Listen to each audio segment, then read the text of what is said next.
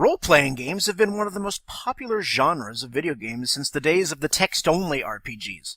For most of the last 20 years or so, Japanese RPGs were the standard by which all other RPGs were measured. In recent years, however, that's changed, and RPGs made by Western developers have since taken over, finding new ways for players to feel the same joys and frustrations felt in the older JRPGs. So what sets the two styles apart? How have each evolved? And where can they go from here? We're going to discuss this right here on Downloadable Content.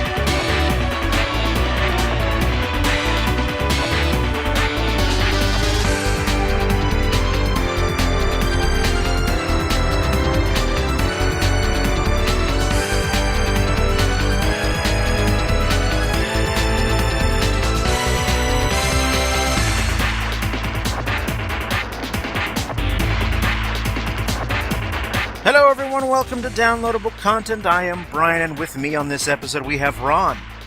Hey everyone. We have Michelle, welcome back. Hello. We have a newcomer! Yes, we have a newcomer late in the season. We welcome Jeremiah to the fray. Hi everyone. And we will have a Tanya at some point. She seems to have vanished, as her usual, right before we start recording, so I'm sure she shall jump in at some point. But yes, we are going to be talking about Western RPGs and JRPGs on this episode. This is actually a fan suggestion. This episode was suggested by Jeremiah, and finally he makes it. Yep, yes I do, finally. Finally, I have a recording day which is conducive to your schedule. Yeah. Thank you for that. You're very welcome.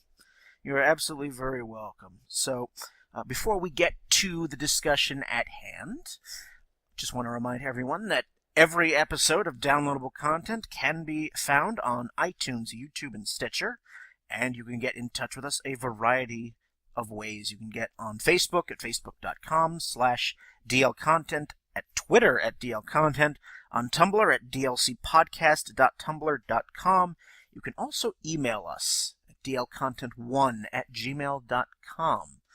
I think that just about covers the plug, so let's dive right in. Obviously, all of us are RPG players, otherwise we would not be on this episode. But I suspect that for many of us, we grew up largely on RPGs, particularly JRPGs, because that was pretty much all we had, with few exceptions. We had, the big powerhouses of RPG companies. We had Square, which is, Final Fantasy, Enix with Dragon Quest. We've had the Mana series, Phantasy Star. The big series, the big names. Other, Chrono Trigger. And Fire Emblem, yep. And, these are what we grew up on, and we didn't have, a whole lot of, I don't want to say variety, but there were particular tropes and things in JRPGs that kept us coming back to these games. Even though we saw a lot of the same sort of ideas and other sorts of gameplay mechanics in these games, we still love them time and time again. And, starting off, JRPGs, one of the big differences that I've noticed between JRPGs and Western RPGs by Western developers, JRPGs are incredibly, at least before they decided to get all wacky and experimental the last few years, JRPGs are typically very, very narrative-centric. That is, one of their strongest points is that they delivered an excellent story, Also, within that story, the protagonists of those games were typically not you. You weren't inserted into the avatar or of another character in terms of, first person or customizable anything. And so you are watching a group of protagonists, and through their actions, they're basically telling you a story. The emphasis seems to be on the group itself rather than, say, an individual person.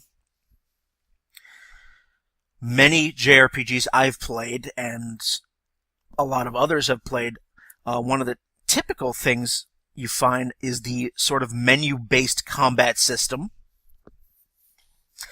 And, for decades, this is what we had. I mean, we had some excellent examples of that.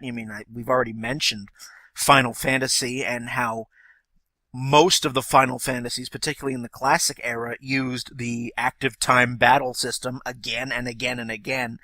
And while some people might consider that boring, Square typically made up for reusing these same sort of gameplay mechanics with amazing stories. But at the same time, I think the first JRPG that I played that I really, really, really, really loved and actually beat over and over, originally known as Final Fantasy Adventure, is known as Sword of Mana, I think it's called now.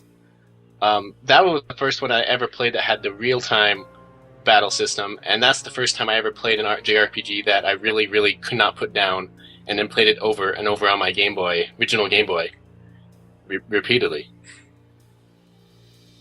The first JRPG I ever played, shockingly, actually was Final Fantasy VII. Really? That was the first one I played back in late middle school, I think. Yeah. So I remember putting in the Nintendo and playing Final Fantasy 1 all the way through like the first 2 hours or so, then, having to shut off the power and forgetting about it, and then playing, Dragon Warrior. Usually about 3 or 4 hours every time, and then forgetting that I had started to save and forgetting about the game. I remember playing those all the time when I was a kid. Sigh. Sigh. Sigh. Sigh, Tanya, welcome. You managed to finally make it on, so. Oh, okay, so I didn't miss too much. No, only a few minutes. Okay. So. And if you don't mind me jumping in to continue that point that you were talking about, I think one thing that kept me going back to them, which has recently been reinforced as I started playing my Game Boy Advance again and playing Final Fantasy 1 and 2, regretfully, and so on. One thing that brought me, because I never played it, so I was like, oh, let's see if this is worth playing, because it's the Dawn of Souls one, and so I tried playing it and I got bored in like an hour, and I don't like it. But one thing that I realized, like, one reason I kept playing these as a kid, like, I even played Final Fantasy Legends 1 through 3 on Game Boy, if any of you remember those games. Did anyone play Final Fantasy Legends? I played Final Fantasy Legends 3, I think. I think I might even have the cartridge for it somewhere still. Well, I think the thing that drew me to those games and all these RPGs is they're simple enough that you can pick it up and you know exactly what you're doing. You know the archetypes, you know the stereotypes, you know what your goal is, and you can pick up any of them and just play. And one thing that really early Western RPGs and some of the more complicated current Japanese RPGs are, they get overcomplicated. Like Final Fantasy II overcomplicated itself, so it's almost unplayable. And the good JRPGs are the ones you can just pick up and play, and like Pokemon, you know what you're doing and you just keep on going. Pokemon actually surprises me because I played Red, Blue, Yellow, and Silver, and after I beat Silver, I went, I've played 4 games that are virtually identical. I'm gonna put this down and not touch Pokemon again and see what happens. So I recently got and finished Pokemon X, and realized, unfortunately, that it's just as identical. I mean, obviously the game's been, shinied up, and, it's made for a 3DS, so graphically, and it looks, much, much better, obviously. But by and large, I didn't feel that it was different enough I actually got bored of it. I see. Like, I think with Pokemon, it's not that you have to play every title. Like, I did play the ones that you all mentioned, but it's one that you can pick up a title when you want to get a new updated one and play it, and it's just as you remember it with with just enough new stuff that it can be fresh. It's not the type of franchise where people tend to buy every single one, but they tend to buy one every couple of years, or every 5 years or so, and they enjoy it because it's something new and it plays on their current console or their current handheld. Oh yeah, absolutely. The thing that always made me play JRPGs again and again and again, typically, were the stories. I mean, even in the older Final Fantasy games, I mean, I played 7 as my first JRPG, and yes, I did sob when Aeris died. I think everybody did. I then went back and played Final Fantasy 1 through 6.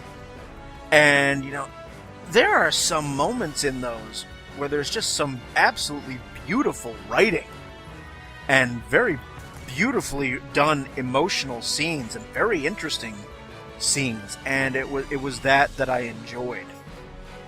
There's a scene in Final... Oh, I'll let Ron go. I would say that there's a couple scenes in Final Fantasy IV and Final Fantasy VI that really stick out in my mind. Final Fantasy IV, when Cecil has to fight himself to become a paladin. Perfect example. When Rydia shows up, when you're thinking you're about to get your ass handed to you for like the umpteenth time. Final Fantasy V has Galuf against Exdeath. That was particularly moving.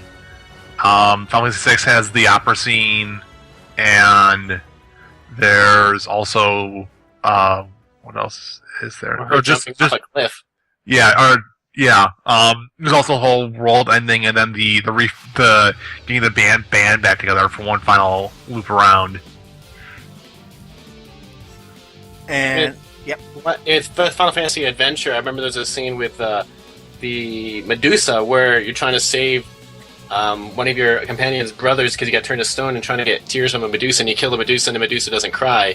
Then you find out your companion got bitten by the Medusa and is turning into one, and she's all, and she cries, gives you tears before you have to kill her. I remember when that scene happened. It's on a Game Boy. You can barely see because it's original Game Boy. If you're not looking in a certain light, you can't see squat. And that scene, complete with the music and so on, got me emotional. I was like 10, and my mom was very confused why I was crying at my Game Boy. But that scene really got to me, and I'm replaying it now on the Game Boy Advance version, and still does. Ladies, feel free to jump in. All this manly men are talking about crying. Well, honestly, the only thing I can really... I mean, you guys touched on some great scenes, so, I mean, and some great writing. The only thing I can really add is,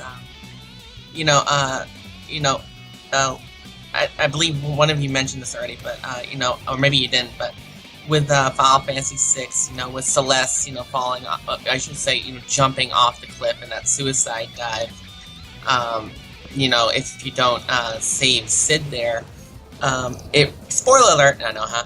But it was, I think the statute of limitations I know, right? for spoilers on Final Fantasy VI have expired. I know, it's kind of only like 20 years old, but anyway, make me feel old. But anyway, I really think that scenes like that, when I first saw that scene, I was crying. I was just so moved by that. Even through the Woolsey translation era, I knew that it wasn't a leap of faith or anything like what it said before. But it was, that was her committing suicide, and I was just like, or trying to at least, and I was just like, wow, that was crazy, and I was a kid, obviously, when I first played that, so it was pretty crazy, but what an emotional moment, and when a JRPG can do that, well,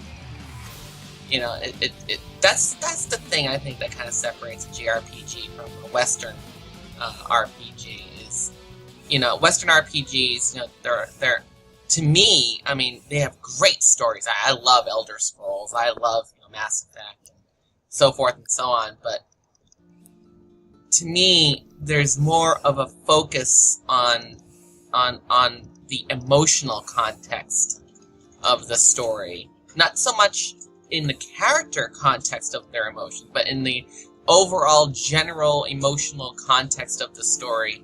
There's always a theme, an underlying theme. Like some games, they have death.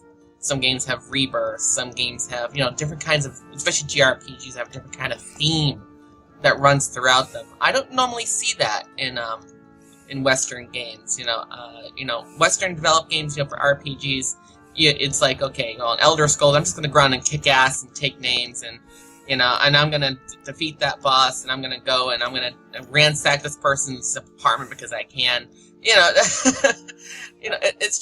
stuff like that. But and it's a great story, really strong story. But again, I'm not so invested into it that I feel like that there's no theme there. There's not really a underlying context of the entire narrative that's there. And I think that's really what draws me to JRPGs. There's always that underlying context, is that narrative there that sucks you in and doesn't let you go. I think it's a really good story. I think that's the point why I didn't get into early Western RPGs like the Ultimas and Heroes of Might and Magic, Wizardry and stuff like that. I think I didn't get into Western RPGs until Baldur's Gate came out, because that game hooked me from the very beginning, and though it was freakishly hard after going from Final Fantasy VI or something to Baldur's Gate, which is, real time, and if you mess up once with a spell and don't cast it, you die, and then you just die a lot. You open a box, you die. Terrible things happen to you all the time in that game, but that story was so strong to me that I played it all the way through, even though I didn't know what I was doing half the time. I had never played Dungeons & Dragons. I've got the books because I wanted to know what the actual story was, and there wasn't a strong Western RPG with a story and emotional hook like that until I played Baldur's Gate, the Black Isle BioWare. Well, the title that started BioWare off. Basically. Michelle, what say you?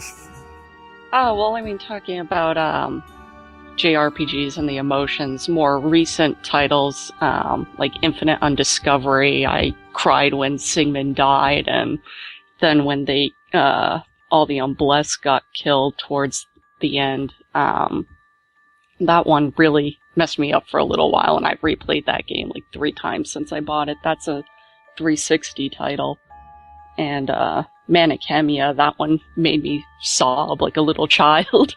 And that's a PS2 title, although it came out well after the PS3 had been released.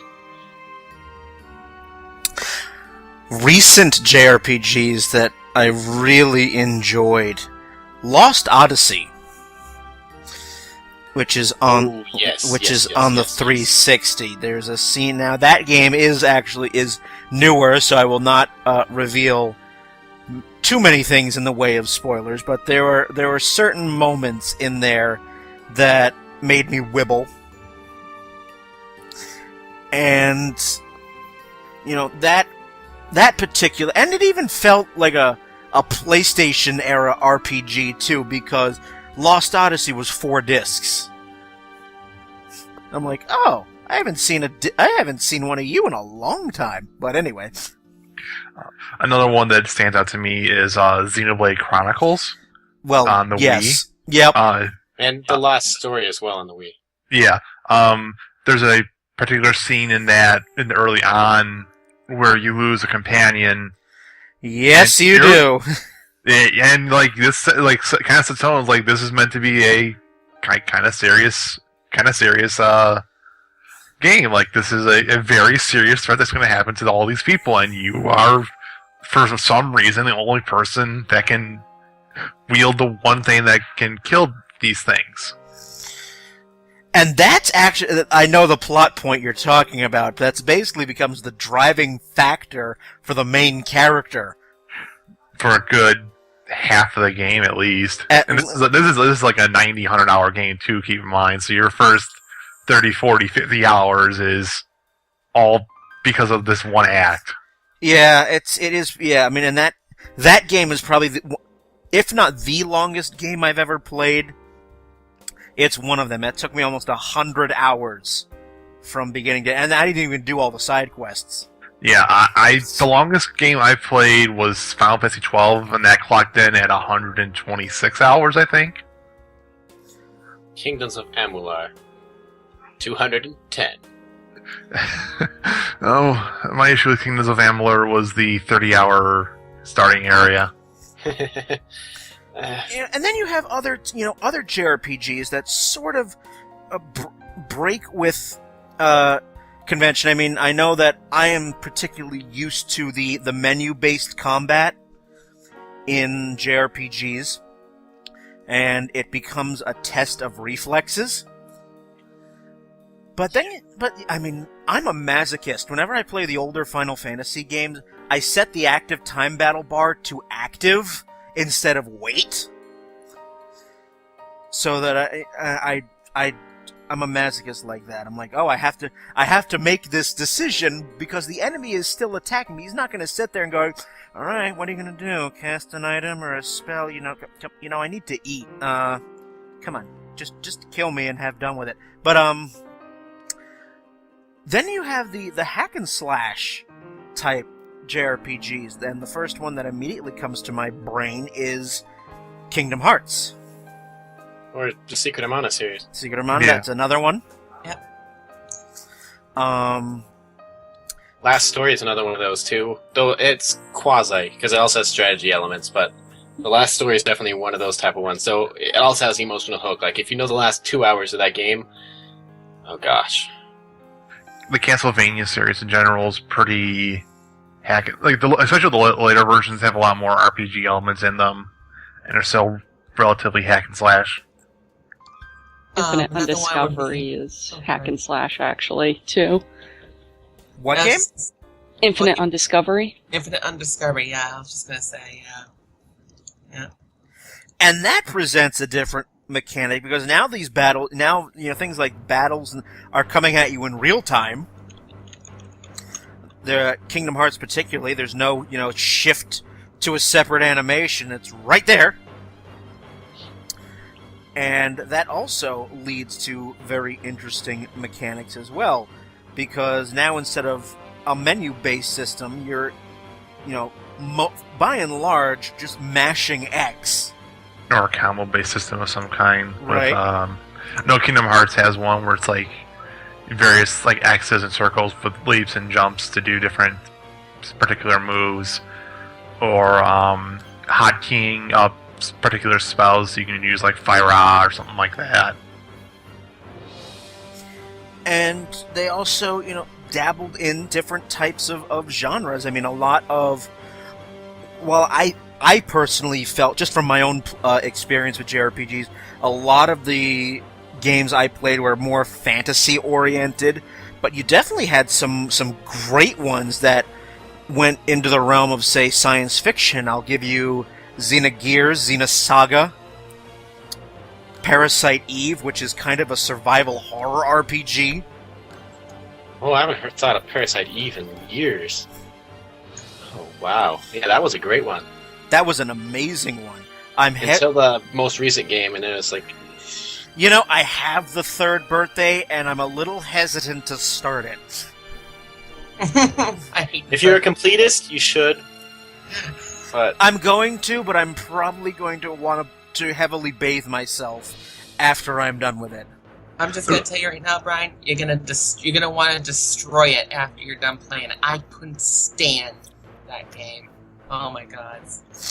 yeah, There's also games that take place in a relatively modern day setting. You have Valkyria Chronicles, which is like World War I-esque. There's also Earthbound as well. Pretty much the entire Persona series is like all the Persona games, whether it's Shin Megami Tensei or Persona or Digital Devil Summer or things like that. They all generally take place in a 20th century, early 21st century setting. I just have one thing to say about Earthbound, and that's what the fuck. But when it comes to JRPGs, though, they don't tend to just stick to a genre. Like, with a Western RPG, most of them fall along lines of this is a science fiction, this is a fantasy, this is, they fit a certain genre and they don't leave it. Well, JRPGs tend to have, like, for example, look at Final Fantasy. Even the ones that are mostly fantasy-based, you still have airships, you still have guns, you still have you have mechas. You still have lots of things that don't fit the genre that they're trying to do, but at the same time, since it's a Japanese RPG, they don't care. They're there. Final Fantasy VIII, where they have spaceships for crying out loud. They mix the different genres together just because they want to and because it fits their story they want to tell, while Western tends to be like, this is a fantasy, we're not going to have stupid guns here, or we're not going to have spaceships because it doesn't fit. Go away. That sort of reminds me of Dragon Quest. Dragon Quest is like that as well. It's very, very sort of pastoral in a way. Dragon Quest is pretty set in fantasy. Like, I very rarely have I seen them have any sort of more modern technology. I think the only one that jumps to mind is the Spirit Train from 9. Oh, yeah. So, I mean, and again, we go back to, these types of games are very, very heavy on the narrative, and you're typically playing as a party, and so the story is unfolding. You're not living vicariously through these characters per se, but the story is unfolding for you. Whereas, say, in Western RPGs, you're usually playing as an individual rather than a group, or a part of a group. You yourself typically become the protagonist by way of, customizable avatars. Someone was going to say something.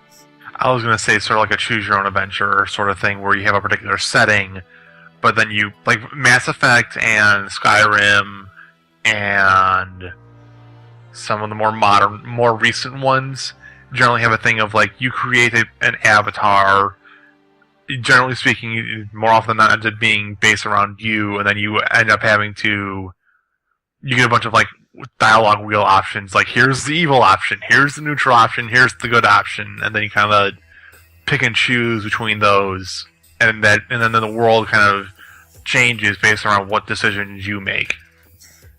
And because you play, because you are playing as your own customizable avatar, you are now the story. You have been placed in the story rather than watching the story unfold or it being told to you.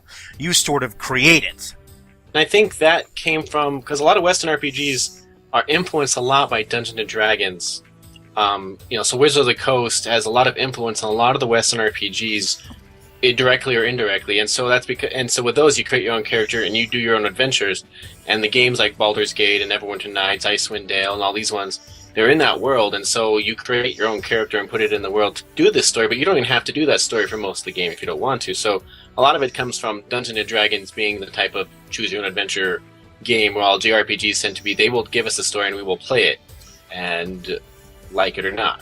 Oh yeah, I mean, you could definitely set, because I played Final Fantasy 1, considerably after Final Fantasy 7, I was like, you could see that, your characters have level 1 magic spells, level 2 magic spells, and I'm like, oh, this is lifted right out of the D&D Player's Handbook. Well done. Yep. And, I mean, even in Dragon Quest or Dragon Warrior 1, your party is a party of 1. It's just you, and every battle you come in, it's 1 versus 1. That was a hard game. It was a hard game, but, take Phantasy Star 1 on the Sega Genesis, where it's a party of 1, but it could be 1 versus 6. Yeah. And because of how the limitations of the Genesis cartridge at the time, you only saw 1 enemy on screen, but you saw 6 different HP meters. Yeah. Which is something that you used in Pokemon and other things to influence later. Right. So, I mean, obviously you had the limitations of technology first, but yes, very fantasy-inspired, and the later RPGs get their influences from a variety of sources. I was very impressed with Xenogears and Xenosaga basically incorporating, philosophies of Nietzsche, which in Xenogears, that makes your head hurt with the amount of text. In Xenosaga, it's voice acted, so, you end up with hour-long cutscenes. Also, not to mention literal dictionaries of terminology and theories and things like that. That's all purely optional for you to go and look up if you want to. It's just, and there were times when I was just like, okay, I need Cliff's Notes for this game. Well, Xenogears, but it's very. A lot of people call it a convoluted plot. I call it just incredibly complex. It's not really convoluted so much. It's just like you really have to pay attention to every single word, every NPC, and every single person that says anything. You gotta really pay attention to it, or else you'll skip something. It's crazy. Yeah, I mean, Xenogears is not one of those where you walk into a city and it's like, welcome to Baron. No. No, it really is a type of game where, and I hail it as one of my personal masterpieces. I love it. I just wish the second disc wasn't the way it is, but that's another point entirely. But I do have to say, for a narrative, wow. I mean, to me, that's the kind of narrative that a JRPG should really try to live up to. At least in terms of its complexity. I love it. I love that kind of complexity. I'm a continuity whore. I love continuity. So stuff like that is great. But my president John, he can't stand Xenogears. He thinks it's just a terrible game, and of course I disagree with him.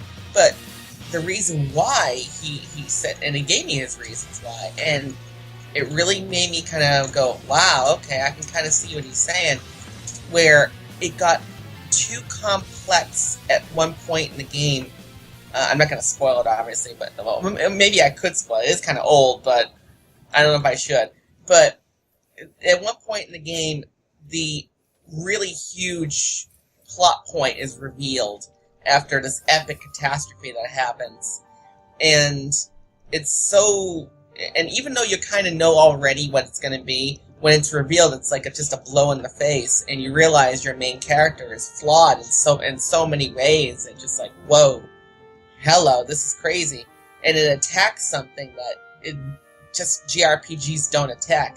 And I'm just going to kind of say it delves into the whole thing of multiple personalities. And, since when do you hear about a JRPG that talks about multiple personalities? And especially in the almost clinical way it does it, with the way one of the characters delivers the explanation. You don't see that. You don't see JRPGs delving into, what was the other area in Solaris there, where they were packing the meat from the wells there. Oh gods. All I remember is the M plan, but it was basically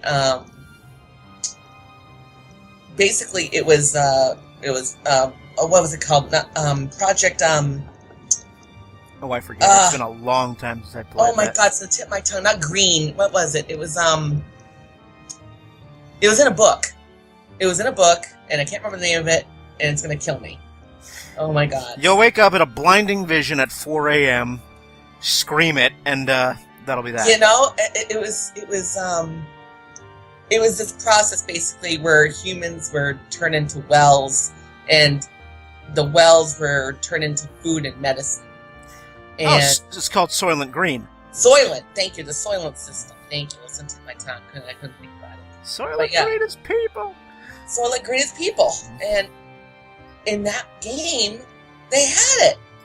They had their own version of it, but they had it, and it's like, I remember that scene. I remember being a kid going, holy shit! That's messed up. That's really messed up. It's like, and I'm just like, I remember sitting there as a kid, and I remember going, to my friend going, does that mean what I think it means? And he's like, yeah. And I'm like, well, that's messed up because they're eating people. It's like, yeah, they are. When do you see that? And even RPGs today, do you see something like that? Not particularly. I mean, Did you watch? Not nice to count zombies. Did you watch Sweeney Todd immediately after? Love that movie too. But one of the things I also notice about JRPGs, and some people have issues with JRPGs on this particular point, is that especially now, some of the tropes in JRPGs are seen as a bit insensitive, particularly with its portrayal of women. Because in most JRPGs I've played, if you have a female character, they're usually, not always, but usually relegated to the role of healer. They're usually so incredibly weak that if you blow on their toe, they're dead. Rose is a perfect example. The amount of times I would have to revive her was bordering on the ridiculous. But if they weren't in your party, if they were NPCs, or if they were other characters, oftentimes females were presented as eye candy. And while it might have been a little bit more acceptable, is not the best word, but it's the word that's coming to me, 10, 20 years ago, not so much anymore. Yeah, there's nothing like playing Final Fantasy II and having a female character be the most useless person with a spear ever. Can't even hit a thing. And then you play the newer ones, and finally your females are actually able to, kick some ass. Yeah, I mean, it seems like the female characters in JRPGs, you've usually got the healer, and then you've got the heavy armor person is also a woman, but they're usually, in the bikini armor kind of thing. Yeah, I remember that, Michelle. I will go with Xenosaga. I'll go back to Xenosaga. Cosmos. If you had save data, when I started Xenosaga 2, it found that I had Xenosaga 1, a completed Xenosaga 1 save. And so you get an unlockable. There's several unlockables, actually, if memory serves. Alrighty, Michelle. Then I will let you go. Alright, I will talk to you later. Thank you for having me. You're welcome. Sorry you had to go so early, but you have to do what you have to do. Yep. Alright, talk to you later. Alright, bye. Yes, you do get several unlockables. You do get, bikinis for Cosmos, Shion, and Ziggy. And this is a popular trope in JRPG. I mean, you have not only are you reducing your female characters to eye candy and nothing more, but the thing that always never made sense to me from a logistical standpoint was the less clothing worn, the more revealing the female character, the higher the defense stat. I blame Blizzard and World of Warcraft for that. Did World of Warcraft come out before Xenosaga? I just know World of Warcraft made that meme popular. That's actually, I find to be more of a Western RPG meme in general. Like Conan the Barbarian, Red Sonja, and various things like that, where the less clothing you wear is for some reason the higher armor defense you have.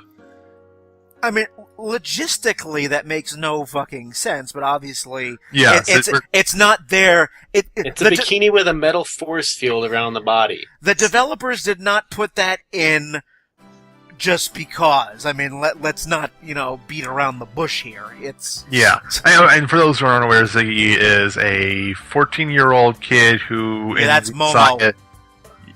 I'll say, isn't he like 500 years old in Xenosaga or something like that? He's not a kid. You're probably thinking of Momo. Ziggy was an actual person, but came... Oh, Ziggy was the red-haired guy, right? Yeah, that's Junior. I will show you a picture of Ziggy. He was like Momo's protector. Okay, because Momo was the innocent girl that got royally mind screwed over multiple times in that game. Yes. Let me just get you a picture of Ziggy. Shion was the scientist. Cosmos was the battle android. And the swimsuit they gave Ziggy was a scuba suit. So it was there, and yes, eye candy, and this happened, quite. I remember him. Okay, but I know Junior had one too, though. I remember Junior had a swimsuit. It was just him in red trunks. You're right. Yes, that is correct. Yes, I remember that now too. Ziggy got the scuba gear. Junior got the red trunks and like a snorkel. Cosmos and Shion got the incredibly revealing bikinis. Oh, Japan. Oh, Japan. Oh, Japan. And so, I mean, this particular trope does... I mean, now, I think if you had a game with those types of tropes, it would be very much considered very insensitive. Yeah, but then it'll be like Lollipop Chainsaw, where it's just supposed to be fun and they do it on purpose. I've never played Lollipop Chainsaw. You should. It's fun. As long as you approach it with a mindset of, this is fun, this is for fun, this is not meant to be taken seriously, and the creators know it. Because it's done by James Gunn, who did Guardians of the Galaxy, did Slither and Super. He did the game, so think about the way he looks at life and go with that. Dragon Quest VIII actually took the idea of the female character as eye candy and actually added a hilarious bit of statistical play. Oh yeah, with Jessica and seduction is the actual name of this. No, sexy. The stat was called sex appeal, and every time you leveled up, you got skill points that you could assign to stats, and you had the option to raise the sex appeal.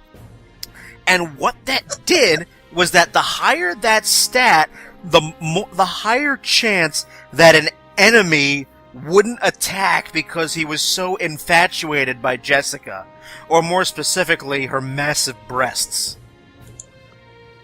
Not to mention that eventually, if you level the stat to 100, she basically gives you a boob job as a special attack. I remember that. Well, Jessica does have ample stage presence, and the alternate costumes, well, not the alternate costume, the different outfits you can buy during the game. Yes. During the, in game also did that whole, the less she wears, the divine bikini, I think is what it's called, or something like that. The exponential increase of the defense stat. Yeah, it's like the divine bikini or something like that, which to be completely honest has been in Dragon Quest previously, where you have it's really called like divine bikini or something like that, where it's usually a really rare piece of armor that you can only get or not armor in this case, where you usually have to get it with a lot of the tiny metals. You have to have like 80 or 100 usually to even get it. So usually it's not something that you would get early on, but it's still you're wearing a goddamn bikini. Like, what the hell? Yeah. How the hell is your defense so high when you're wearing practically nothing? Yeah. But that's a particular trope. I mean, obviously, we already touched upon the menu-based combat at length. But Final Fantasy has been getting strange of late. Final Fantasy, which is one of the standards for JRPGs, has been getting weird these last few installments, to put it mildly. So it is here where we're going to take a break and end this first half. So on this second half, we'll continue the discussion. We'll shift also, to Western RPGs as well. But we'll also talk about, a little bit about the decline of the JRPG and where we see these genres going in the future. So while that is forthcoming, you guys will have some music. And on that wonderful note, you're listening to Downloadable Content. We'll be back.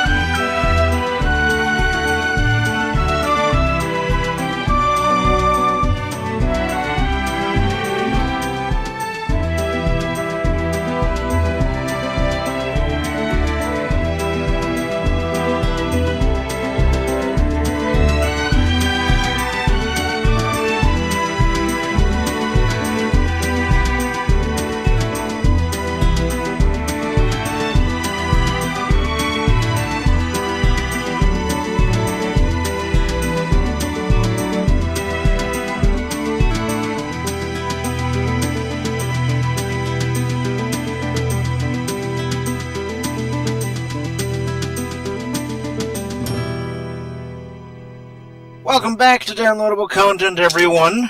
We're all still here, except for Michelle, who obviously left toward the end of the first half, but no one's died, no one's needed to be revived with a Phoenix Down or anything like that. I think everyone's wearing their ribbons so that they're immune to all status effects by now, so we will continue where we left off. I closed the first half talking about how Final Fantasy has gotten a little weird, to say the least. And you know, on a broader scale, I'm sure we all have noticed that JRPGs are no longer the console movers that they once were.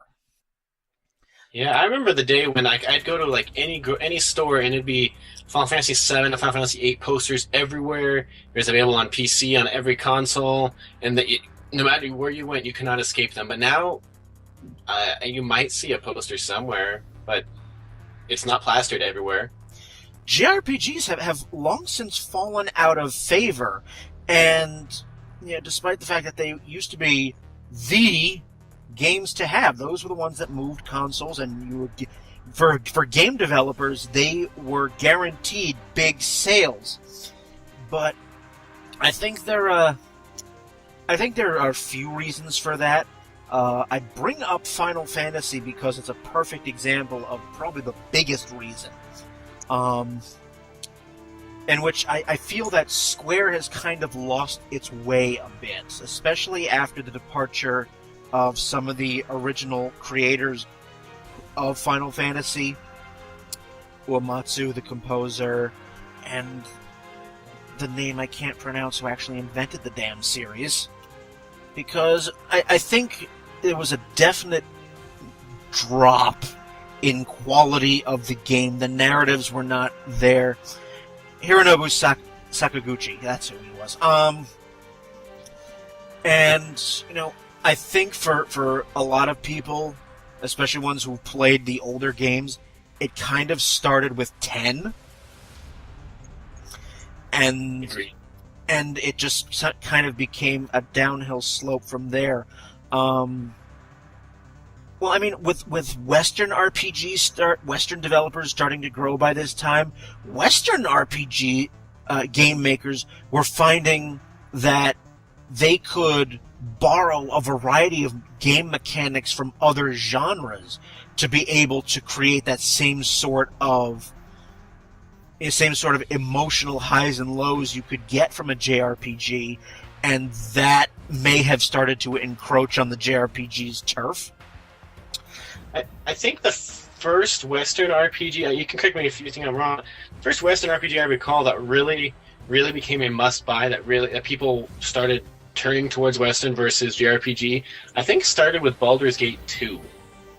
Because Baldur's Gate 1 had a lot of goodwill, but Baldur's Gate 2 was the one that people put on the top list, their best lists of, still on best lists of all time for some people. That one, and KOTOR 1, Knights of the Republic. People started really noticing that Western RPGs are actually good, and they started shifting, after Final Fantasy X, away from those games that are getting, they're getting prettier, but they're also getting more confusing. I might argue Fallout, the original Fallout. Yeah, I was just thinking. I was just gonna say that, Brian, is Fallout. I think it started with Fallout. Yeah. I mean, definitely around that time, so these games are starting to encroach on the JRPG's thunder. But I also, but as going back, I thought one of the biggest reasons for the JRPG's decline is the fact that, particularly in Square's case, they decided to shift emphasis from good narrative, good story to, we've got new consoles. Let's ramp up the shiny. Mm-hmm. And no game in the Final Fantasy series do I see this much more clearly evident than Final Fantasy XIII. Which still got a perfect score from Famitsu with this Final Fantasy XIII too. I'm not surprised. They've had a history of buying reviews in the past, so I don't put too much stock in a Famitsu review. Unless it's for Skyrim, and then you go, what the heck? They acknowledge that Western RPGs exist? Yeah, I was like, what? We exist? But Final Fantasy 13, and if you've ever listened to me before on downloadable content, I love shitting on Final Fantasy 13. So do I. And I do kind of enjoy a little bit shitting on people who enjoy Final Fantasy 13. But Final Fantasy 13 was the perfect example of all of their attention placed on the graphical capabilities of the PlayStation 3 and basically chucking gameplay and story, which had been two of the biggest hallmarks of what made the Final Fantasy series so great. Square went, oh, this is going to be the first major Final Fantasy game on the PS3. Let's exploit all of its graphical power. What about story? No, we'll just have the game hold their hand for 30 hours. What were you calling it yesterday, Tanya? Final Hallway? Final Hallway 13. Final Hallway 13. Final Hallway 13. And you know what, Brian? And here's the thing. And this is really what it boils down to, Final Fantasy 13, at least in my opinion. Final Fantasy 13 is, like you said, look at me, I'm a shiny. Look, I'm so shiny, look at me. And it's got no substance. It has the equivalent, the substance equivalent of that game is equal to earwax. It has, its storyline, okay, now, I said storylines can be, like, complex and it's good. This one's convoluted. This one's truly convoluted. It's got the emotional depth of a wet hamster. It's beyond all reckoning in my brain that could possibly register the amount of loathing I have for that title. It's just ridiculous. I almost hate it as much as Earthbound. Final Fantasy 13 is a beautiful, beautiful game. It's an amazing looking game, and that's about the only positive thing I can say about it. The characters are one-dimensional, the gameplay is subpar, and I was so bitterly disappointed. And this has been a trend for Square, particularly for the Final Fantasy series. Just been going right the fuck downhill, and it's like, okay, Final Fantasy is all about narrative and very, very good gameplay. Another big reason why I think JRPGs have kind of fallen off the wagon is that now they're kind of considered old and cliched, because the JRPGs don't typically want to deviate too far from their well-established tropes. I mean, take a look at... I'll go back to this. I'll go back to Lost Odyssey. That is one of the more recent JRPGs I played, I think. Yeah, Xenoblade Chronicles was my most recent JRPG, but before that, it was Lost Odyssey. And after I had beaten the game, I enjoyed Lost Odyssey immensely. But I was taking a look at reviews for Lost Odyssey, and across the board, the biggest criticism for Lost Odyssey was the fact that, it's been done before. It uses a lot of the same JRPG tropes. How you have the menu-based combat. You have your eye candy, massively breasted female characters who are also your healers. And, the random battles. And for a lot of current video game reviewers, they're basically looked at this and went, okay, we've seen this a billion times. Next. Another aspect you can see it from is I ran my own podcast, and I've gotten to interview lots of voice actors and people behind this stuff, and one of them who I know really stands out to me, I talked to him about this, his name is Damian Clark, he's Handsome Jack in Borderlands 2. But we asked him about some of his roles in anime and why he doesn't like doing JRPGs. And to cut it, summarize what he said, he basically said because in JRPGs you have no idea what the heck is going on. We particularly asked him, about if you know Dragon Ball Z. He plays Cell. We asked him, what did you think about when you had to absorb characters through your butt to get more powerful? And he was just like, when you do anything for Japanese RPGs or Japanese shows, you just don't think about what you're saying because you have no idea what's going on. No one has any idea what's going on. And if you ask anyone what it is, they say, it doesn't have to make sense. Just do it. While Western ones, if you talk to people who like Mark Meir or Jennifer Hale, and they talk about like Mass Effect, they can tell you exactly what's going on, exactly what the reasoning is, and know exactly why their character does this and that.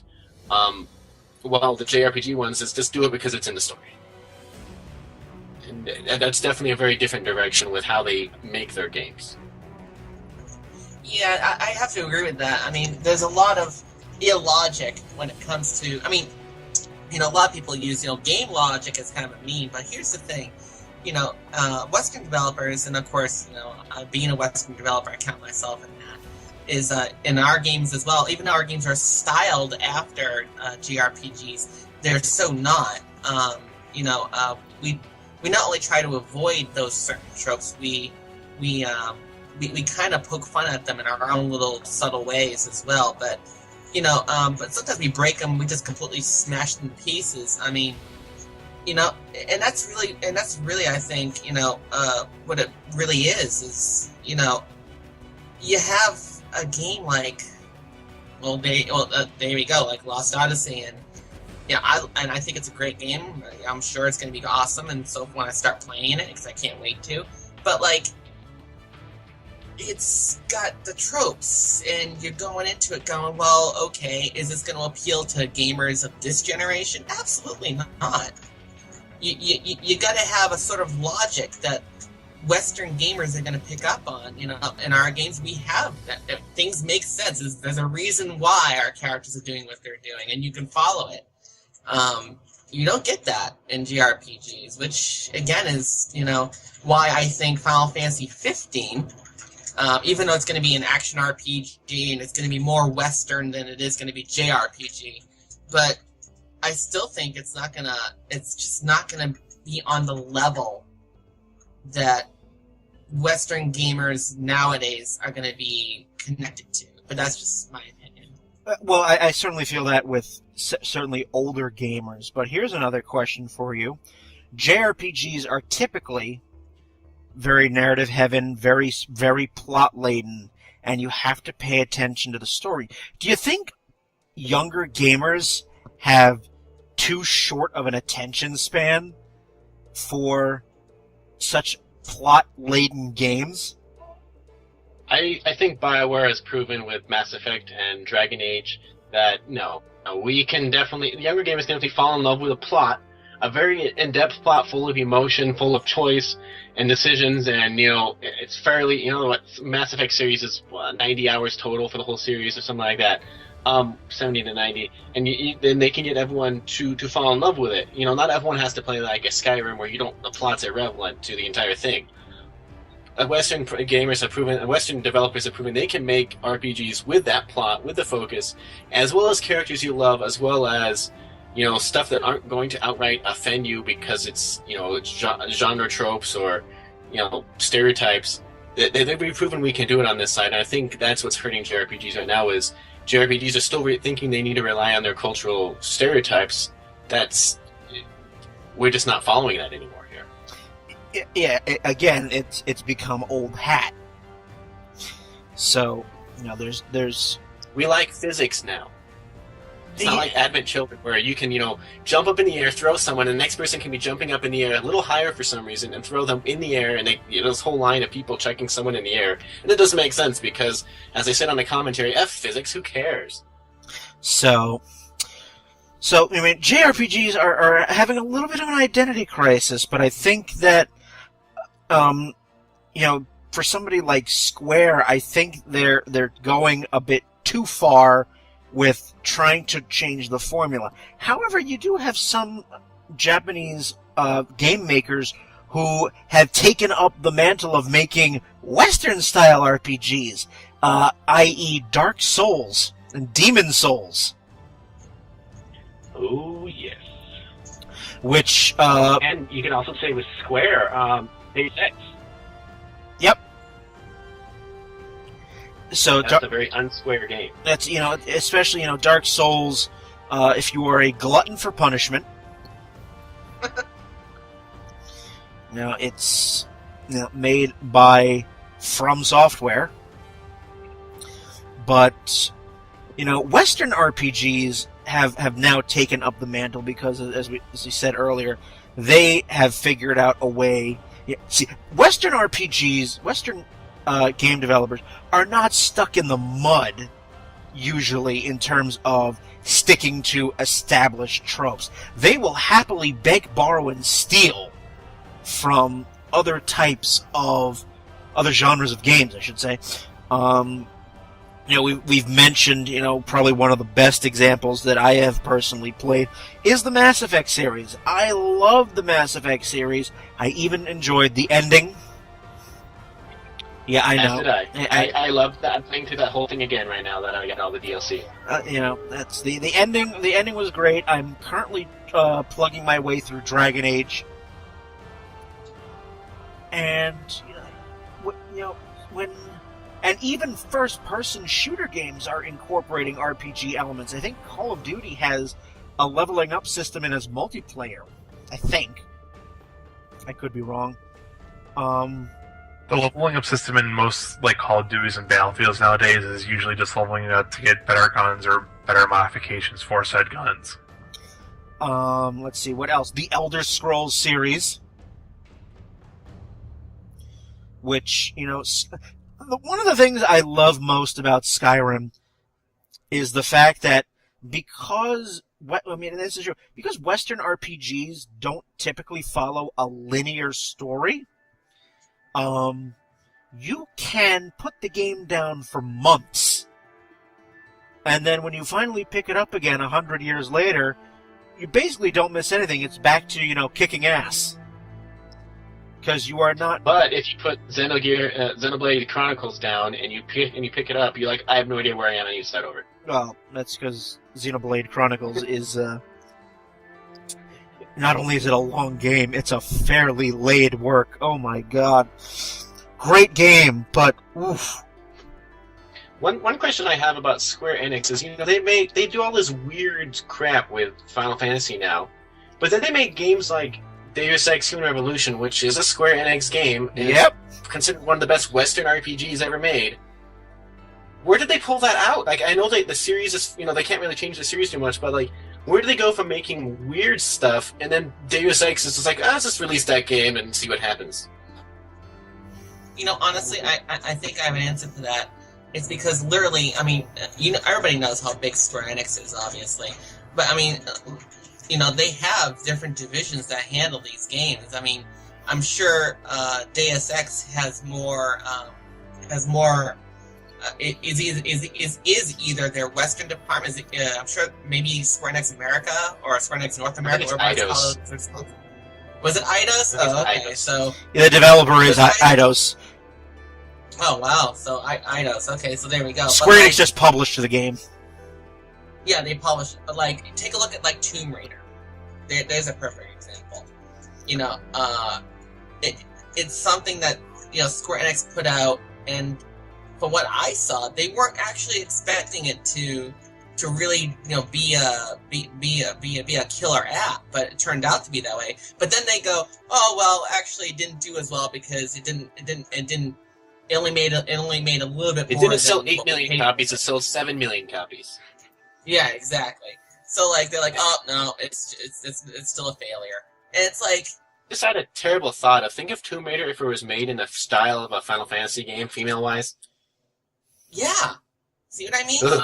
That's it's like it made me go, wow, okay, so they're capable of a Tomb Raider game. They're capable of Deus Ex. They're capable of this, but all you got to do is take a look at Final Fantasy 13 or Final Fantasy 15 or whatnot, and it makes no sense. Their sensibilities, it literally feels to me like there's like there's 2 or 3 different divisions that are just like not communicating with one another. There's no communication there, because if there was, you'd see some overlap, and you're not seeing that. And, with Western developers now basically taking up the slack, there's kind of no need for, the JRPG, which means that the JRPG has some serious work to do if it wants to stay relevant. And so I'm going to shift gears a little bit. JRPG, what does the future hold for JRPGs? And I think that for JRPGs to stay, not fade entirely into obscurity as a niche genre, it does need to change a bit in how they make games. You cannot stick to the same tropes which worked for 10, 20 years, especially with today's gamers. We have very, very varied tastes. Genres continually blend in all sorts of games. You don't have games anymore that's typically one genre. There's a mix of genres. So I always end up, and I've done this in many episodes of downloadable content, I always go back to indie games, because indie games currently are not afraid to do what the AAA developers are afraid of. Absolutely. So Yeah, I agree. And so, a couple of games that I think are perfect for, a modernization of the JRPG. Tanya, I've tooted your own horn enough, so I'm going to shift. I'm going to throw out another developer. Good. The company is called Zeboyd Games, and I've played 2 of their old-style JRPG-inspired titles, Breath of Death 8 and Cthulhu Saves the World. I don't know if any of you have played either of those titles. They're hilarious. They're very cheap. You can find them on Steam. They're very cheap. They're pretty short. They're between 8 and 10 hours. And they are set up as an old school, NES or Super Nintendo RPG, turn-based battle system, very much reminiscent of the early Dragon Warrior games. But they do things like they break some conventions. For example, there is a lot of parody. There's a lot of fourth wall breaking, especially in Cthulhu Saves the World. It's hilarious. Your female characters are not just tits and ass who throw out a healing spell. They can hold their own. And that's great. I think it's a wonderful, both of them. Breath of Death 7. It's called Breath of Death 7 The Beginning, which itself is a parody because it's the only game in the Breath of Death series. The full title is Breath of Death 7 The Beginning. And I think they're wonderful examples of modernizing the JRPG. I mean, when you have a game in that style, I mean, for fuck's sake, you have characters falling in love with dead things. I'm going to disagree with one of your points, though. I don't think that necessarily that JRPGs need to be modernized, because I think as we learned with Mistwalker's last story, which of course was made by Sakaguchi and Nobuo Uematsu, and with Xenoblade Chronicles, is Western people will buy the good JRPGs, and those games were very well received in Japan, very well received in Europe, and for some reason they wouldn't send them here. And so they, people had to appeal to get them here. It was like #1 on Amazon for like a year before they finally said, fine, you can get the European copy. That was Operation Rainfall, I think. Well.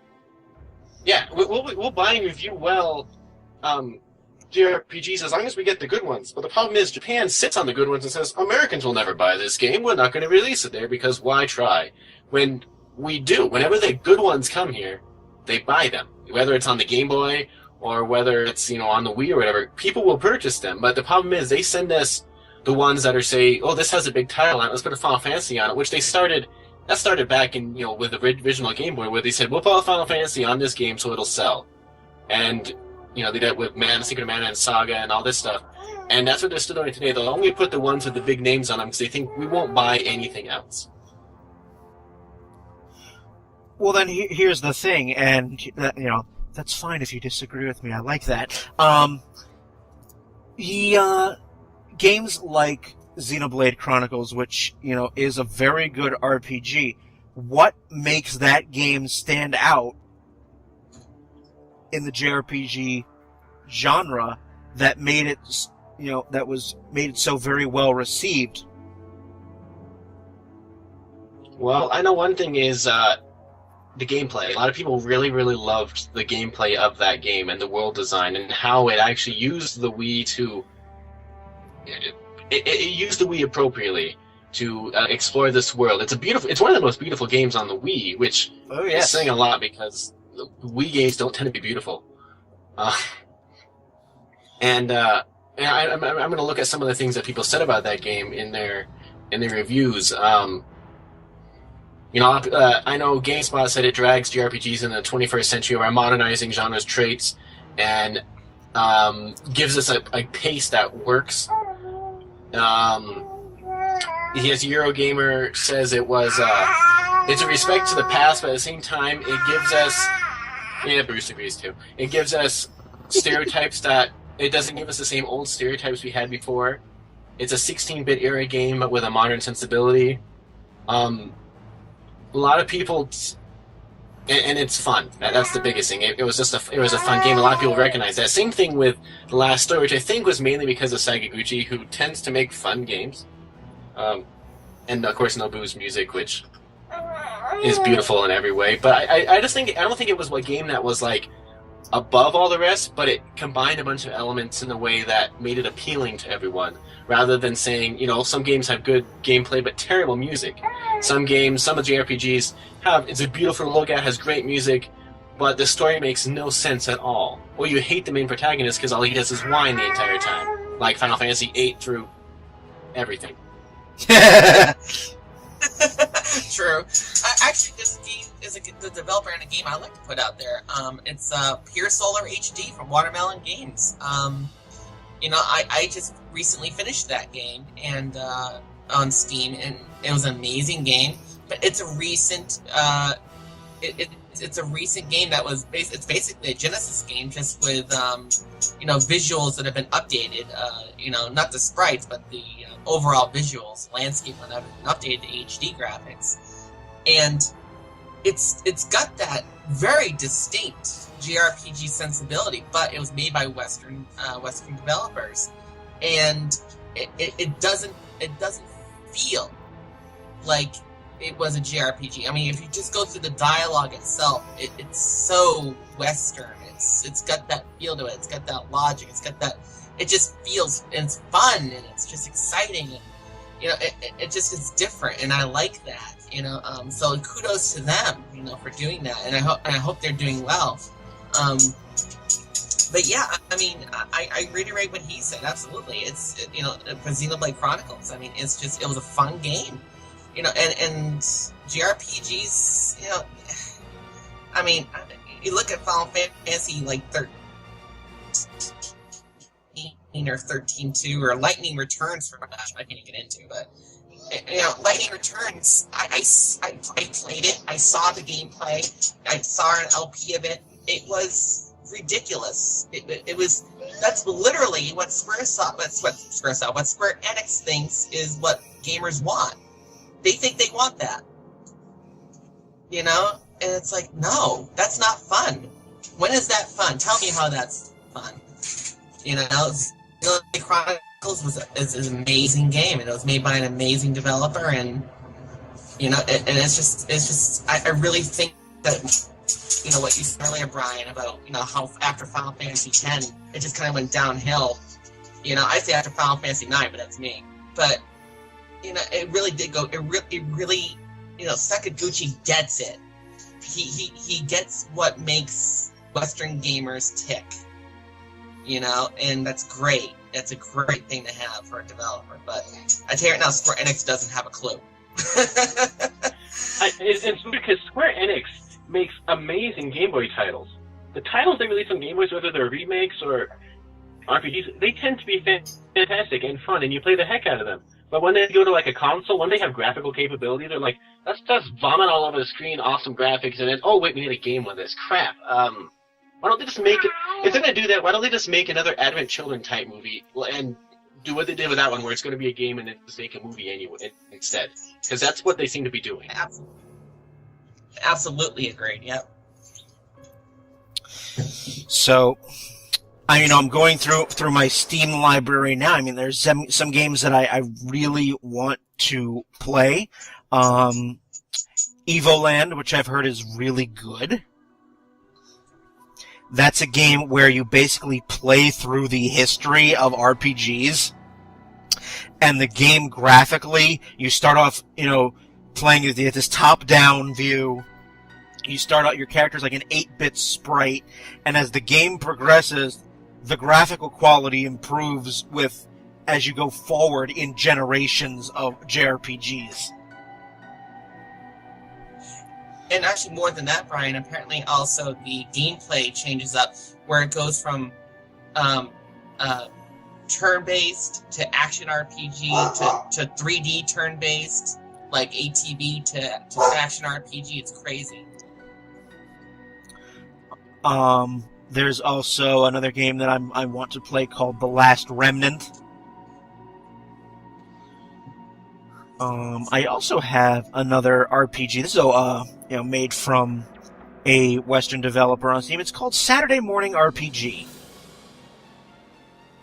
which is utterly hilarious. You're basically it's a love letter to Saturday morning cartoons, which now no longer exist, and that is sad. Just looking at, I was looking at a list here of like the most anticipated RPGs in the next few years. Out of this entire list, out of 10 of them, only 3 are Japanese. Because you have games on here like Dead Island 2 and Mass Effect and Dragon Age Inquisition, Witcher 3, which I'm really looking forward to because those games are gorgeous and really freaking hard. But the only ones on here that are Japanese, like Persona 5, Bloodborne, and they actually put Final Fantasy 15 on here. But most of these people aren't looking forward to Japanese, and I'm looking through lots of lists. Most people aren't looking forward to Japanese games at all. There's very few on here we're talking about. And a couple of the ones that I wanted to play are MMOs, like Dragon Quest X, which I hear is doing very well in Japan, but that's not going to make it over here. At least not in English, legally. Well, also, I think, unless they changed it, the last I heard about it, Dragon Quest X was a Wii-only MMO. Go figure that one out. Oh, so like Monster Hunter 3? When that was... Oh. That was sad. I know. Depressing. Games like that don't really work on the Wii, because I know with Monster Hunter 3, my problem was I couldn't read most of the text, because the screen... Because pixel-wise, it didn't really... You couldn't... And unless you had a perfectly awesome TV, which made Wii games look terrible, you couldn't read the text because it was too small. Another game that I've been told by several people I should get is The World Ends With You, which I think is a DS title. I don't know too much about it, so. I've just been playing like the dungeon crawler ones, like the Torchlight 2 and the Diablo 3s, and hack and slash ones can be a lot of fun if you don't have a lot of time. Oh yes, but I mean, going back to indie games, I like the fact that indie developers who, not only with JRPGs, but with just retro style games to begin with, they're not afraid to take risks. So they're able to take these long-standing genres of games and do things to them to, change up the tropes a little, make them interesting. I have an example if you want an awesome one that I remember. Does anyone remember Charles Barkley, Shut Up and Jam Gaiden? I've never heard of that. saw an article about that. It looked interesting. Look it up. It's sprites. It's mocks JRPG tropes and Bill Cosby in the same thing. It's to say. I'm going to read a description out here. Here's the description. Basketball has been outlawed in the city of New York, where diabetes runs rampant and even Michael Jordan's become a total dick. When ex-NBA player Charles Barkley is framed for mass murder, he has to team up with robot Vince Carter, a dwarf with a basketball skin, and a great-grandson of LeBron James, in order to try to figure out who killed all those millions of people, and also his son is named Hoops, obviously. And it's free. Okay.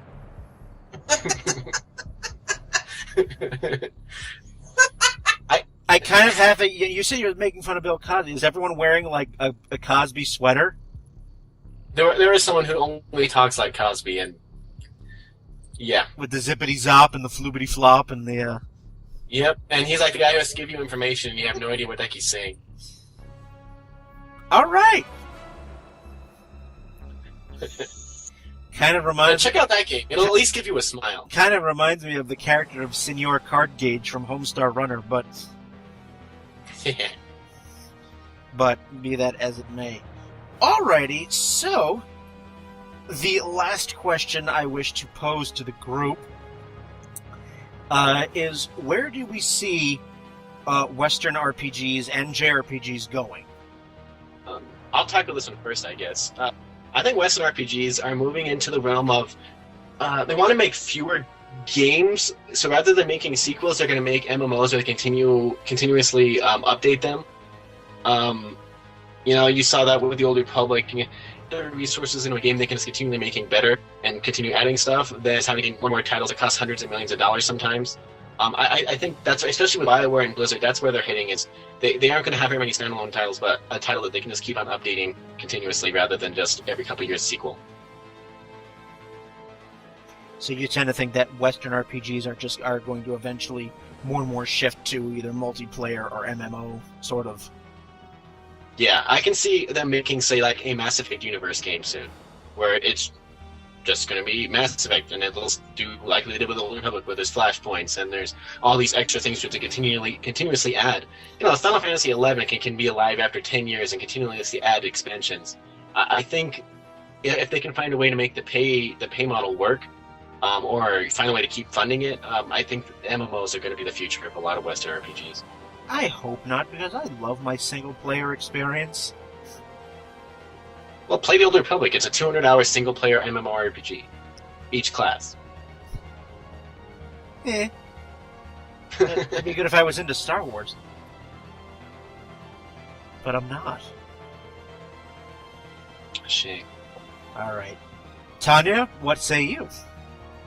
Well, that's a tough question. I think JRPGs that are Japanese developed, obviously. I think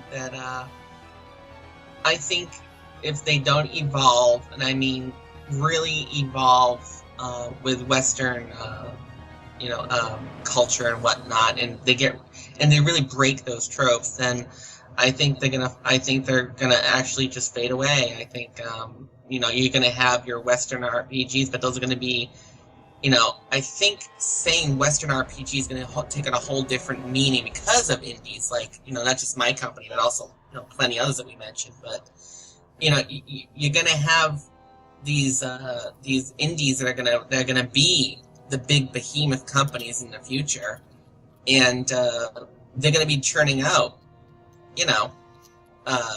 the next huge AAA type RPG that's going to be styled after a type of JRPG in the past, but it's not going to happen that way no more. It's going to be with Western sensibilities and adapting to the changing climate and putting in a different philosophy than Japanese type games and so forth. So I think you're going to see the Western developers is going to basically be the Japan of JRPGs from now on. I think that's what's happening. It's already happening. I think it's going to continue to happen. Indies are going to take up are going to take it up and take upon the mantle, and they're going to go forward with it. I also think that Western RPGs, as they stand now, I think they're going to go a different kind of MMO route. I have to agree with what he said. I do think that they're going to go a different kind of MMO route.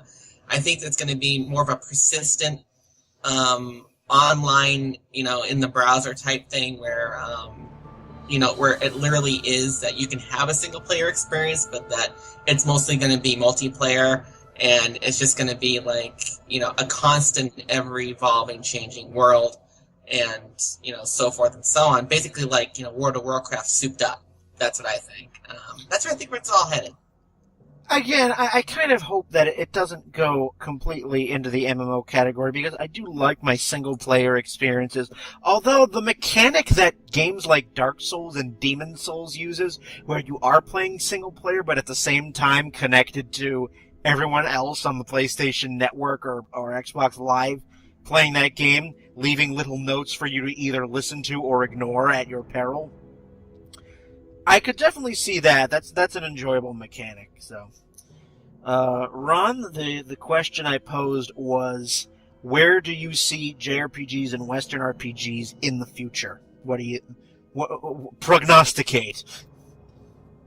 I think we're gonna see JRPGs become a niche. I don't see how they can sort of right that ship after how few successful ones have come out in recent memory. The only ones that I can think of that are standout successes are Bravely Default, which harkens back to more the older generation of like your Final Fantasies, like pre-7, and then you have Persona and like the Persona series, which is a more mature in the sense of like it's a bit more violence, a bit more like blood, guts, things like that.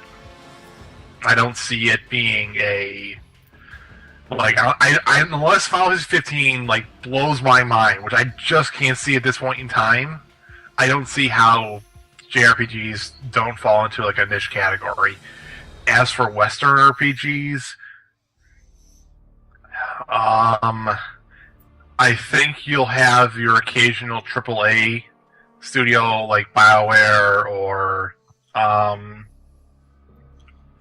Microsoft or Bethesda, something like that. Yeah, like your Bethesdas, your BioWares, maybe Microsoft will put out a AAA RPG. But I think most RPGs from the Western scene will be an MMO or a Dark Souls type thing, where like you have a single player world, but you have like that online, that brief moments of online interaction. I kind of hope all of you are wrong for my sake, but I will have one thing to introduce. I think the one company that will not make an RPG, an MMO, so to speak, in that way, who's actually probably to me the most interesting newcomer into the RPG world, is probably CD Projekt, or the Project Red. The guys who make The Witcher and Cyberpunk 2077, going to come out sometime soon. They're the ones that have definitely delved into our hardcore RPG mechanics. I don't think they're going to leave that one anytime soon.